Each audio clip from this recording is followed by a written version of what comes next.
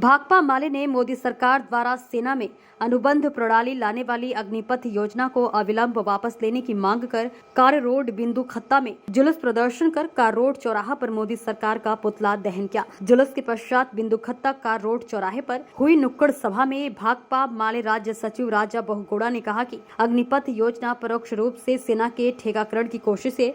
यह योजना एक तरफ युवाओं के साथ क्रूर मजाक है तो दूसरी ओर देश की राष्ट्रीय सुरक्षा और सम्मान के साथ खिलवाड़ है। सेना की पूरी संरचना को तहस नहस करने वाली इस योजना को देश कभी स्वीकार नहीं करेगा। सेना के रिटायर्ड अधिकारी भी इसकी खुलकर मुखालफत कर उतर आए हैं। इस योजना के आने से आज पूरे देश में छात्र छात्राओं का तीखा आंदोलन शुरू हो चुका है और देश का कोना कोना सुलग उठा है। उन्होंने कहा कि छात्रों और युवाओं के गुस्से का विस्फोट स्वाभाविक है। मोदी सरकार न केवल अग्निपथ योजना की आड़ में युवाओं से धोखेबाजी कर रही है बल्कि प्रत्येक साल 2 करोड़ नौकरियों का उसका वादा भी छलावा साबित हुआ है। अग्निपथ अग्निवीर योजना लाई है और उसका विरोध पूरे देश में चल रहा है। आप लोगों ने अभी भी जुलूस प्रदर्शन करके पुतला दहन किया मोदी सरकार का, तो आप क्या कहना चाहते हैं इस पे?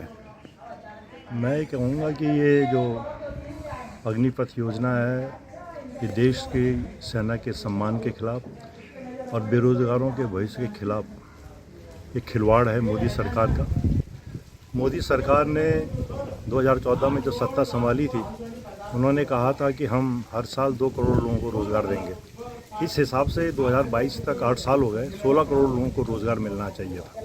लेकिन हमने देखा कि 1 से 2 करोड़ लोगों का रोज़गार चला गया पिछले कोरोना काल में। और अब जब चुनाव सामने है तो मोदी सरकार ये कह रही है कि आने वाले 1.5 साल में हम 10.5 लाख लोगों को रोज़गार देंगे। तो एक बड़ा धोखा हमें कहना चाहते हैं कि देश के बेरोजगारों के साथ हुआ है।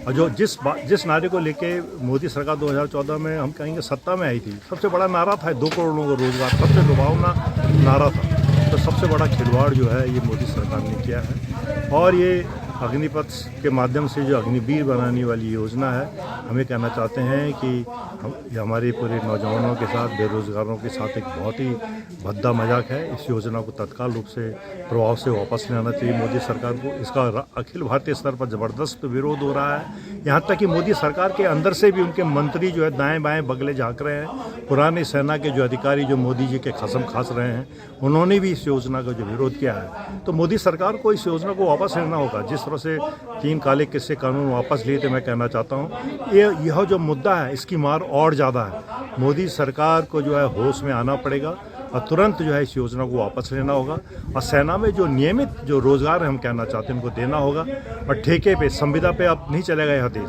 हमने देखा कि 2021 में जो है स्विस बैंक में जो है सबसे ज़्यादा पैसा यहाँ के पूंजीपतियों का, तमाम लोगों का गया है।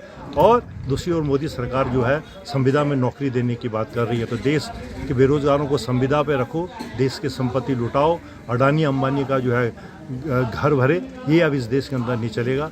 देश की देशभक्त जनता जो है मोदी सरकार के खिलाफ निर्णायक लड़ाई लड़ने के लिए निश्चित रूप से जो है सामने आएगी। इस बात की हमें उम्मीद है और हमारा विरोध जो है इसी बात को लेकर के है कि मोदी सरकार ने जो है बहुत बड़ा खिलवाड़ जो है बेरोजगारों और देश की सेना के सम्मान के साथ किया है। तो इससे क्या आपको लगता है कि सेना के जो ढांचा है उसमें भी कोई असर पड़ेगा? निश्चित रूप से पड़ेगा।